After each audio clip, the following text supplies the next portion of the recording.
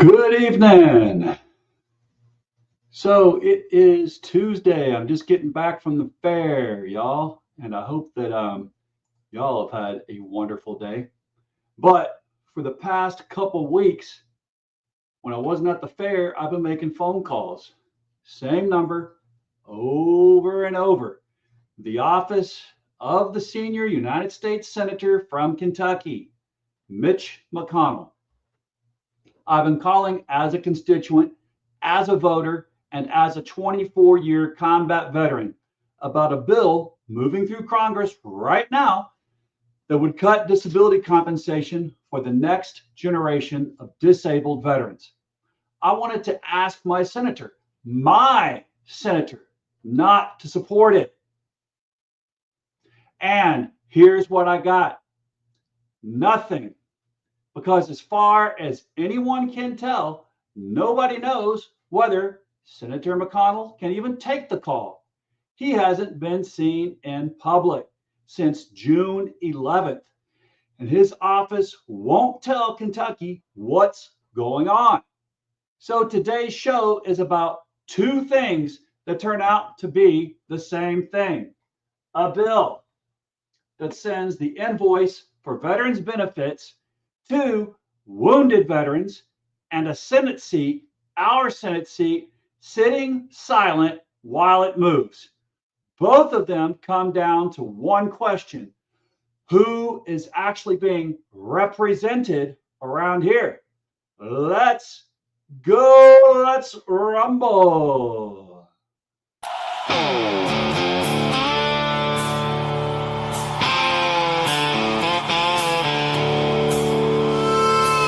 Standing for life, liberty, and the pursuit of happiness.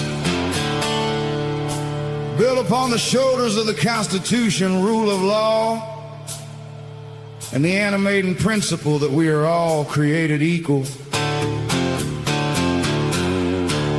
I need to hear a hallelujah, though I'm not considered a believer by some. I still believe in the warmth of heaven come.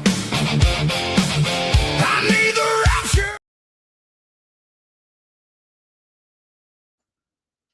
Welcome to the Hillbilly Think Tank with Spencer Keck. I am the educated hillbilly, and no, that's not an oxymoron.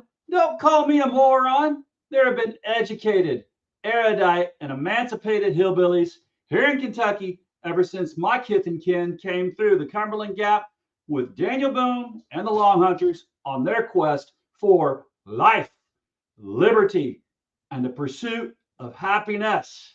Y'all, let's get down to it. Again, I said I'm Spencer Keck. I am a combat veteran, retired Navy doc. Currently, I'm a public school teacher, and I'm also a candidate for magistrate on the Hardin County Fiscal Court here in District 3 of Hardin County. And I'll tell you up front, today's episode is personal, right down to my marrow. And we need to keep it this personal.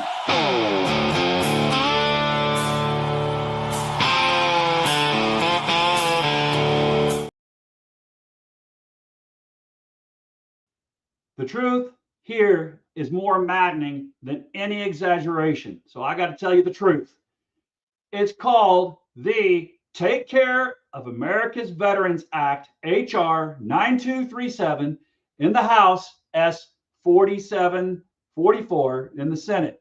And it has many, many pages, 554 pages, more than 60 bills rolled all into one, introduced June 10th by the Republican chairman of the House and Senate Veteran Affairs Committees. And here's the honest part. A lot of what's in it is good. It includes the Major Richard Starr Act, a bill veterans have begged for years. That ends what we call the wounded veterans tax. Right now, about 54,000 combat injured troops who were medically retired before hitting 20 years lose $1 of retirement pay for every dollar of VA disability they receive. This is unfair. The STAR Act fixes that, and it is righteous. The package also lets surviving spouses keep their benefits if they remarry, raises payments for the most catastrophically disabled veterans, and for Gold Star families, of which my family was one, opens up VA home loans for Guard and Reserve folks. All good, all overdue. So what's the problem? The problem is how they're paying for it. Buried in there is Section 108, and the veterans organizations have a name for it: the poison pill. Section 108 changes the VA's rating schedule for 2 conditions: tinnitus, which I have, ringing in the ears, and obstructive sleep apnea. Under this bill, per the VFW, the Veterans of Foreign War, the VA would effectively stop compensating all tinnitus claims and would dramatically cut compensation for sleep apnea if a veteran manages it with a CPAP machine. And catch this detail, because it's the one they hope you'll miss. It doesn't just apply to future veterans, it applies to all new claims and to reassessments and reevaluations of existing claims, meaning veterans drawing that compensation today could see it cut the next time their case comes up for review.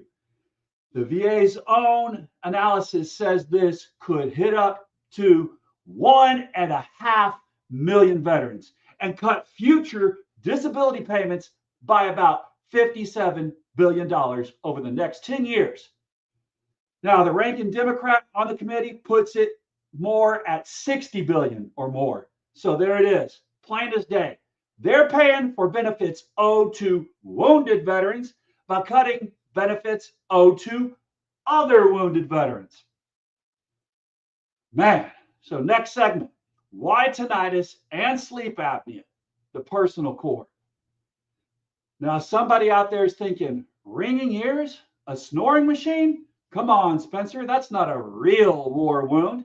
And friend, I need you to hear me on this, brothers and sisters, because this is where 24 years in uniform gets a vote, and I have that.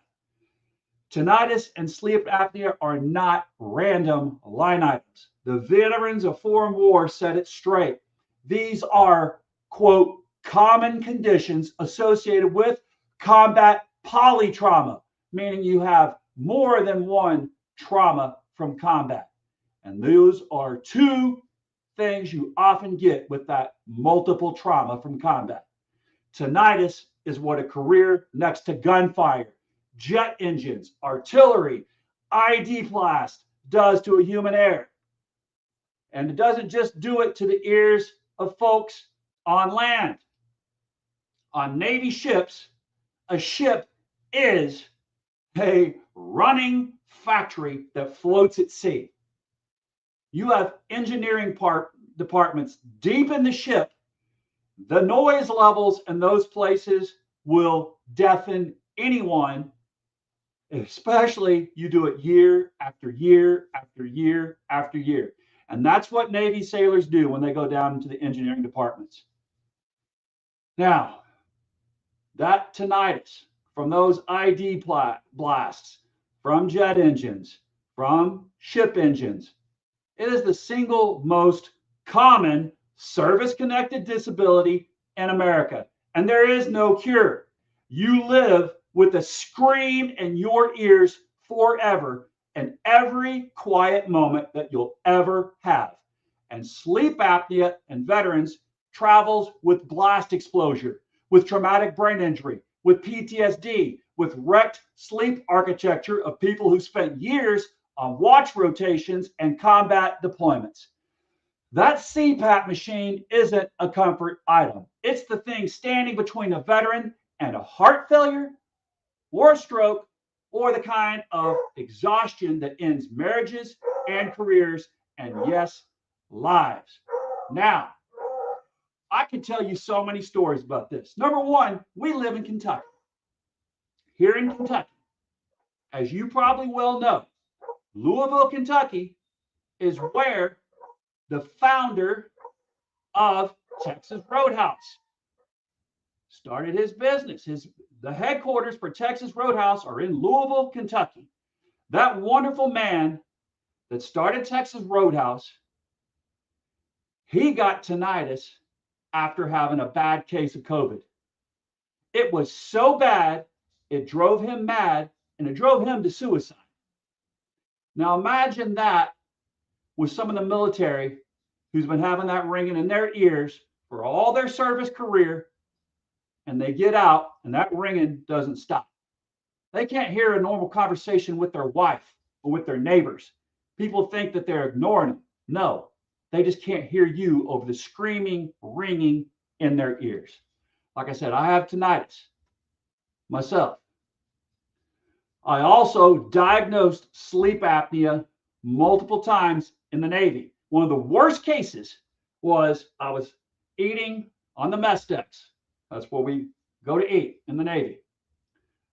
In comes a sailor, same rank as me, E6 at the time. He had a black eye. He also had a cut above his eyebrow.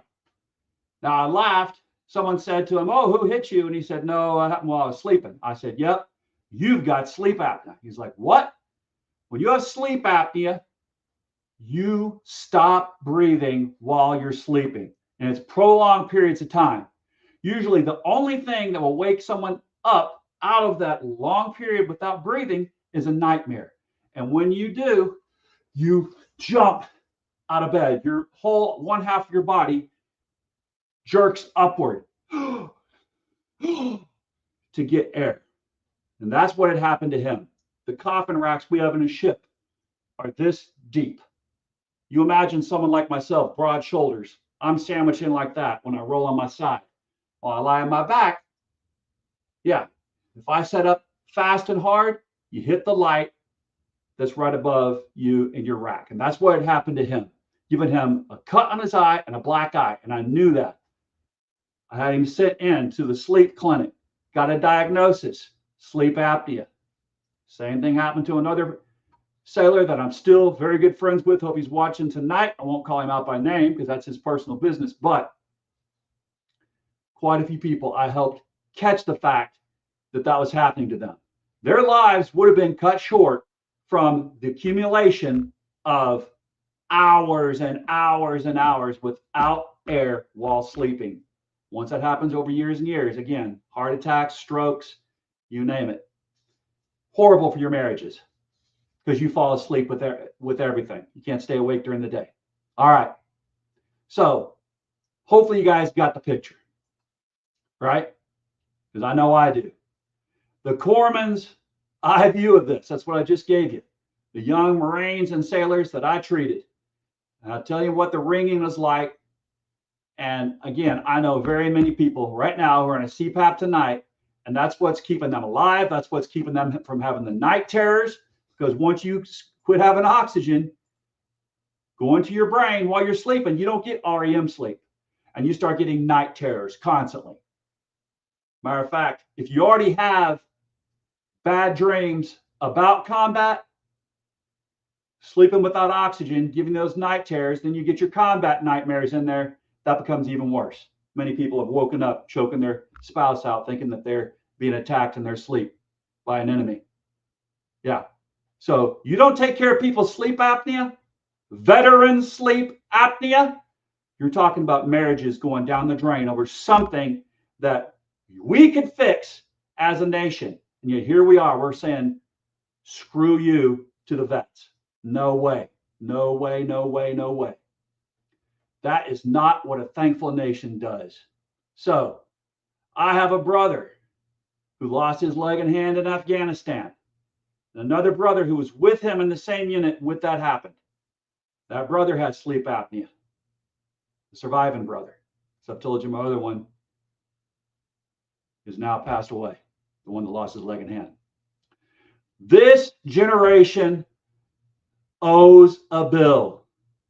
And this bill, its invoice, is his generation, meaning my brother's generation, my generation, your generation. this generation of veterans, they paid for over 20 years. Over 20 years for a war that did not stop. And it's still going on. We got another one we're kicking off. And Iraq never even ended. We never left there.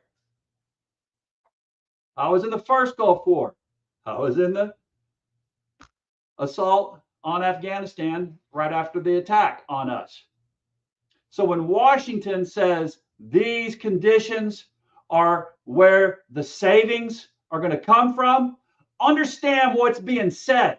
The invisible wounds, the wounds you can't see across a hearing room table, are the negotiable ones. Every veteran of my era, everybody who served from Desert Storm through Iraq and Afghanistan to right now, who is retiring or being medically discharged into this, they're the ones getting the invoice. Now, next segment, the tell, the timing. And if you want to know really the only way, look at the timing, because the timing is a confession. The Clean Star Act, just the good part, standing alone, has 336 co-sponsors in the House and 79 in the Senate. That's about as close to unanimous as this Congress gets. It was blocked for one reason. Nobody would agree on how to cover its $11 billion cost. So veterans advocates started a discharge petition to force a clean vote. And they got within 5 signatures. 5. And then, right then, leadership rolled out this 554-page package with a poison pill inside. The committee's ranking members said it flat. And it tells you everything. This is a distraction. Asking the next generation of veterans to pick up the tab for the last. When he offered an amendment to strip the package down to a Clean Star Act paid for out of Pentagon funds instead of veterans' hides, the Rules Committee voted it down 8-4. So spare me. There was no other way. There was another way on paper in the room, and they voted it down. The VFW, the DIV, the IAVA, the Big Three, the organizations that are the Veterans Community Voice, all oppose this thing as written. 47 senators have come out against Section 108. The Veterans of Foreign Wars National Commander said it in one sentence. I want etched over the Capitol door. A grateful nation pays its debts to veterans. It does not send them the invoice.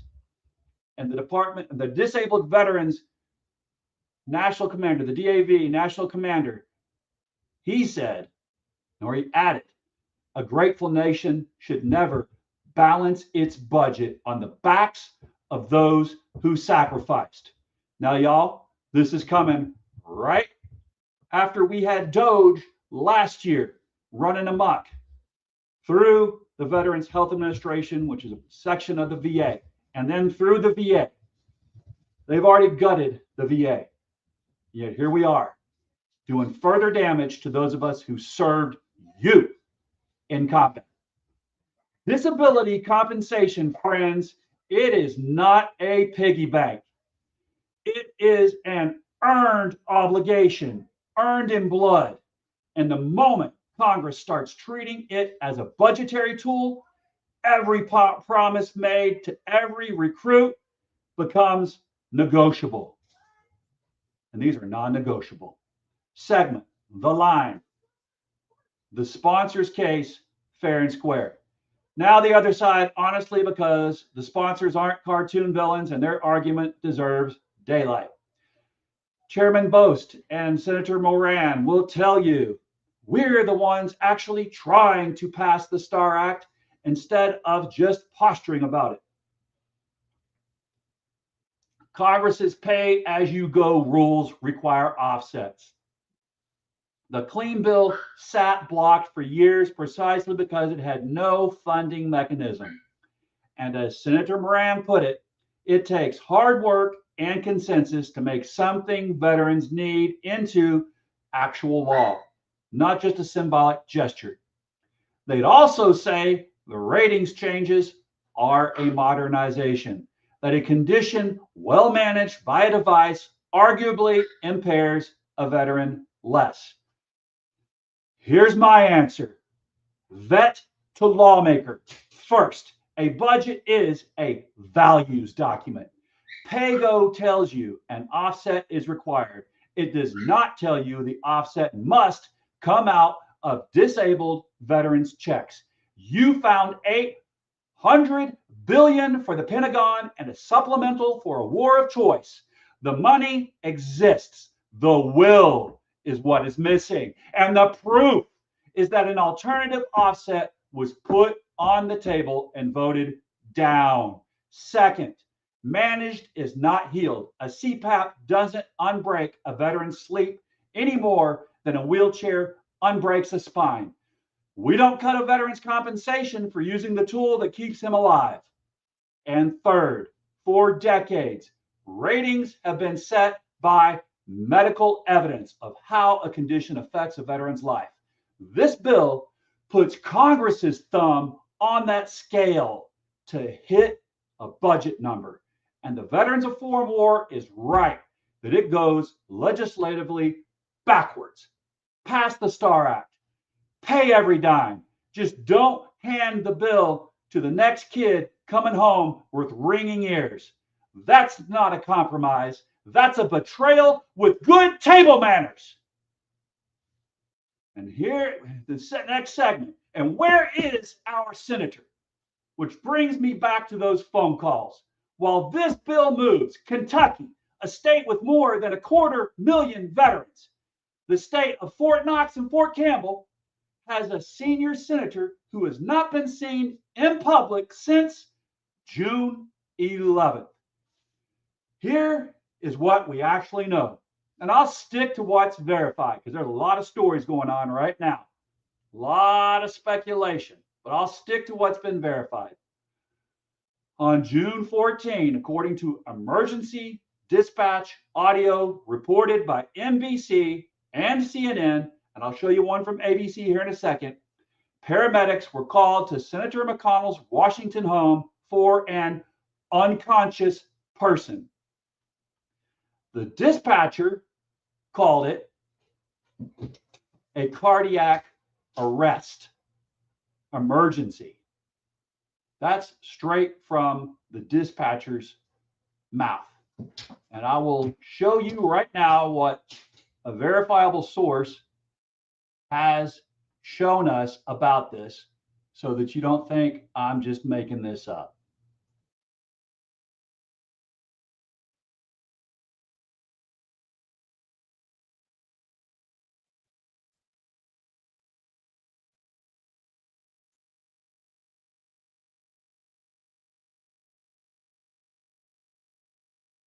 All right, so here we go.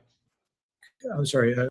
I think what the real bombshell news was, last week was the EMS recording, the audio recording from DC emergency dispatch, sending an ambulance and paramedics to Mitch McConnell's home, where they performed CPR, emergency CPR on an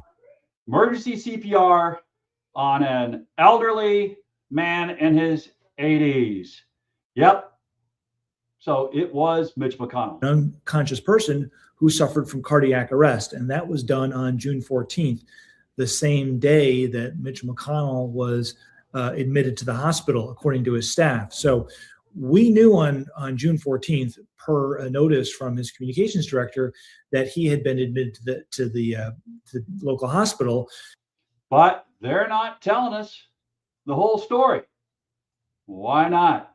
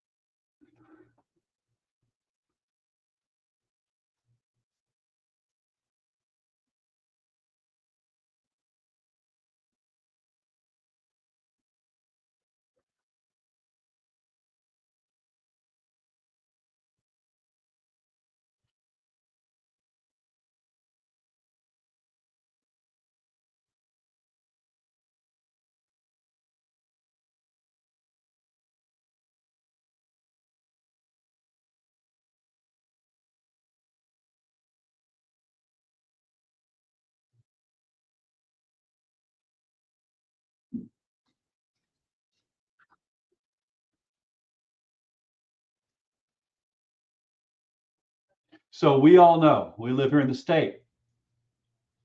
So the question is, where is Mitch? Sorry about the pause there, guys. I thought I had switched over to the other one. I said, oh man, sorry to have that much blank space. All right, so here is ABC.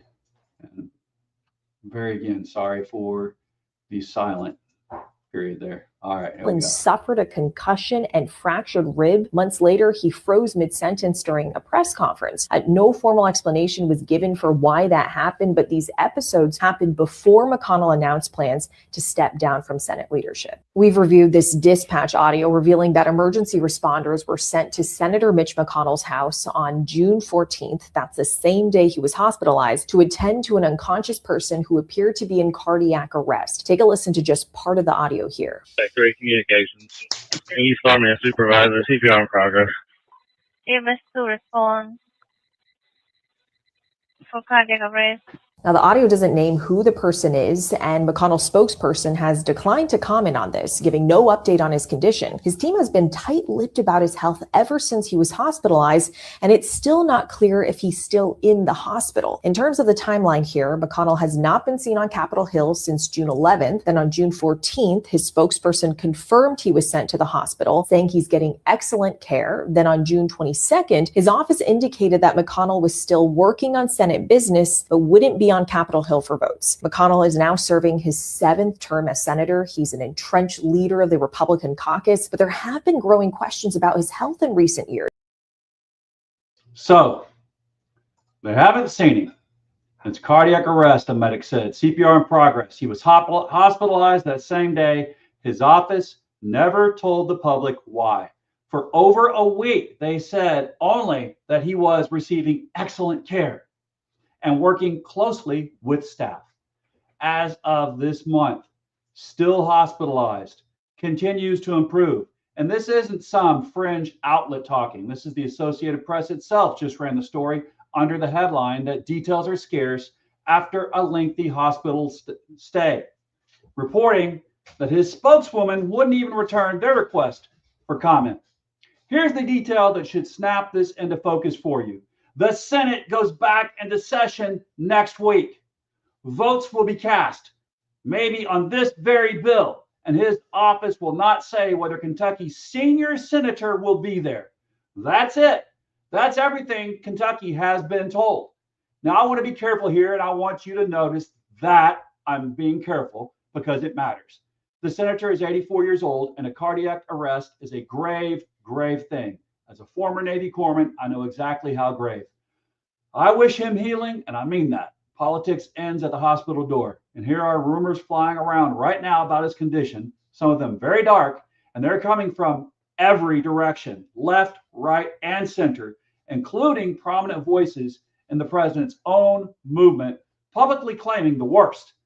I'm not going to repeat them because I don't traffic in rumors about any man's health.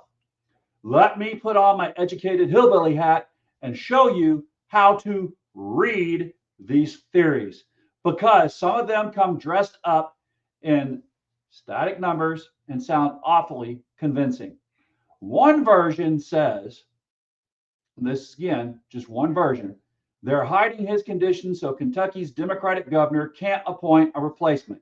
That one is flat wrong on the law. The legislature changed it back in 2024. A Senate vacancy in Kentucky is filled by special election now, not by the governor. Dead on arrival. Another version reads the election calendar more carefully, filing deadlines, special election timing, and spins a tale about running out the clock. But notice what that theory asks you to swallow with zero sourcing, a medical fact that nobody outside the hospital room knows, and a secret political scheme that nobody, so far, nobody outside the hospital has produced a shred of evidence for. Its only proof is the silence itself. And friends, silence is not proof. Silence is a vacuum, and a vacuum will happily hold any story that you pour into it. Here's the part that makes all the theorizing unnecessary anyway. If, God forbid, the darkest version turned out to be true, the scandal wouldn't only be the senator's condition. It would be the concealment, which means the answer is the same no matter which story is true. Tell Kentucky the truth now. Rumors are what grow in the dark. When you go for weeks refusing to tell 4.5 million Kentuckians the basic condition of their own senator, whether he is conscious, whether he can serve, whether he can vote, you don't protect him. You feed the very speculation you're hiding from. Even Charles Booker, a Democrat running for that seat, and I'll attribute it as such, said it right. This isn't a partisan question. It's a Kentucky question. The seat doesn't belong to a party or a staff. It belongs to the people of Kentucky. So here's mine, asked with respect and without a shred of glee. While wounded veterans' compensation is on the chopping block in the United States Senate, can Kentucky's senior senator do his job? And if the answer is no, then Kentucky deserves to be told, and Kentucky deserves representation, because a phone that rings into silence is not representation. I know. I've been calling. Next segment, home. Bring it home to Hardin County. So here we bring it home because there may be no county in America where this lands harder. We are Fort Knox's county. Walk into any church, any diner, any school pickup line in Radcliffe or Vine Grove or Elizabethtown, and you are standing among veterans with ringing ears and CPAP machines on their nightstands. The exact people whose future claims this bill invoices.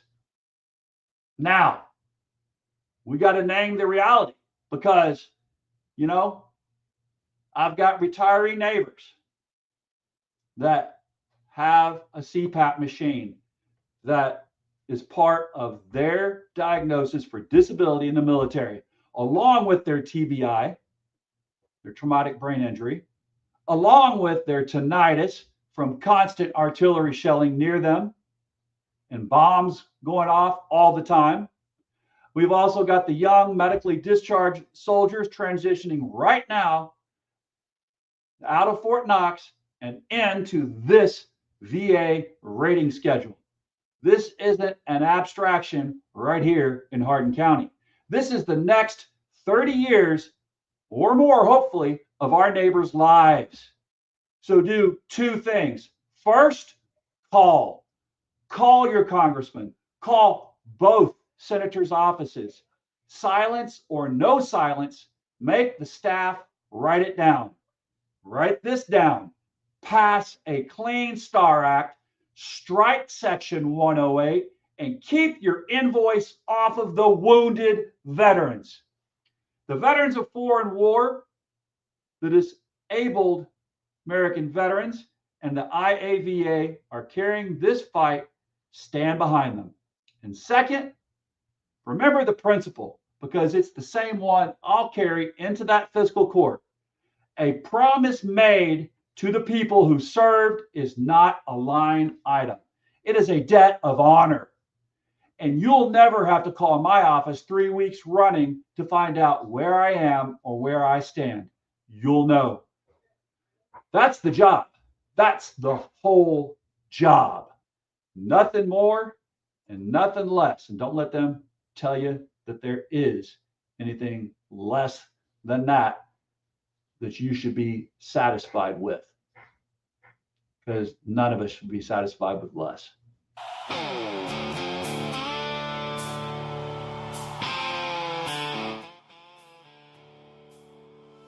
Well, this has been the Hillbilly Think Tank. Me, Spencer Jack. I'm the educated hillbilly. Come to a fiscal court meeting. Bring your hardest question. Whether I earn your vote or not, we'll sit down there and we'll figure out the answer to it. I'll see you there.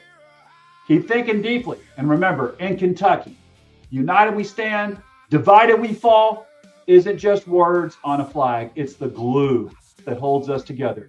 Because if we love our neighbors as ourselves and recognize that, yes, we are our brother's keeper and our sister's keeper, then we cannot be divided and we will not fall.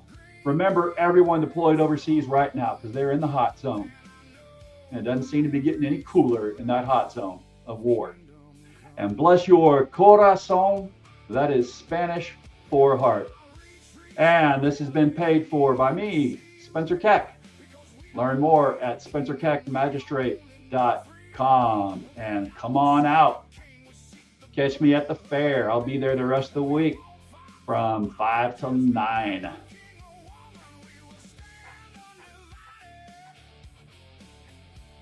We will raise the fallen. Now I need to hear a hallelujah as we tear down the wall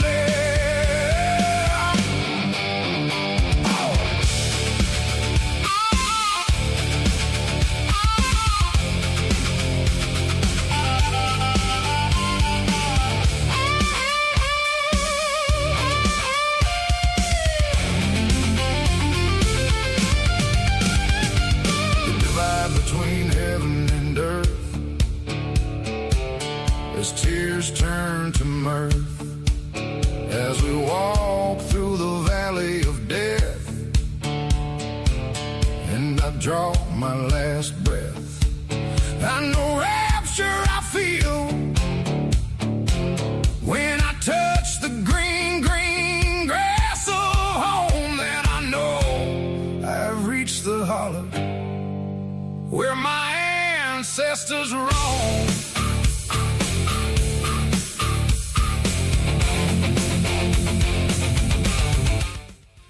All right, before I go, I see I had a couple folks here that made comments. I don't want to ignore them. So, Angry Voter USA 28. Too many veterans went and voted for Trump. Too many support the goddamn Republican Brett Guthrie, Rand Paul, Hal Rogers, James Comer all voted for the big, beautiful bill which cut vet benefits.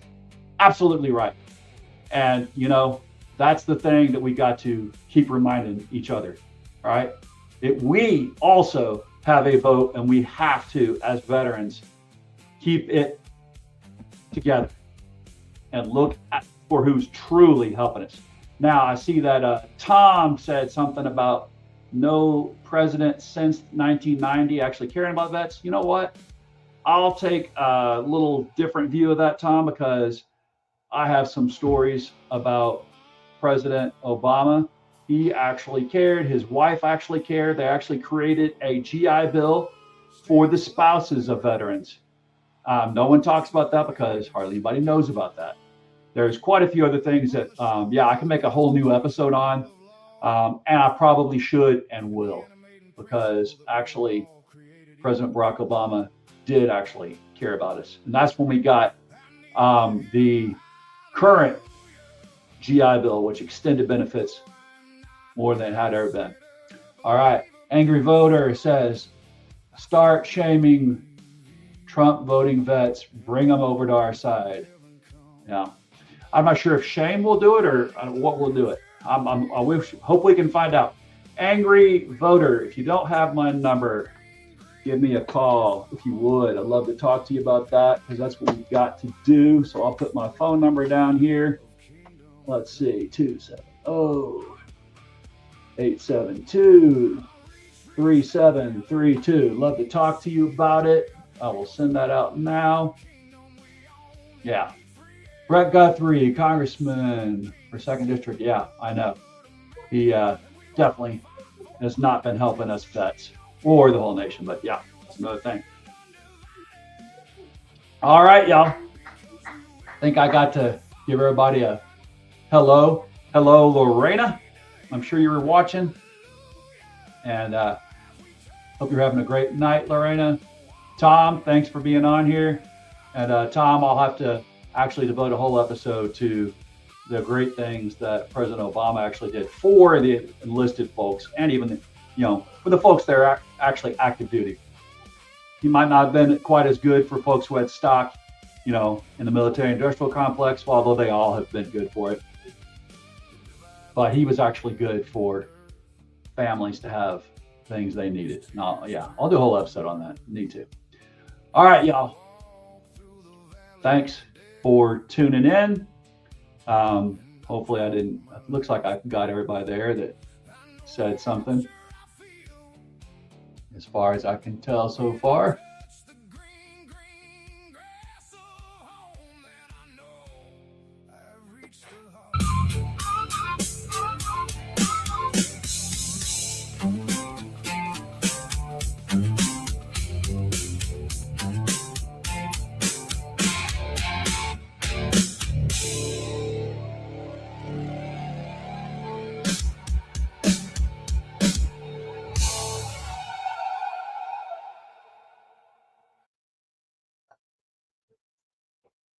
Beans shipped across country in refrigerated trucks. And third, they take all hand cooked and model bush beans.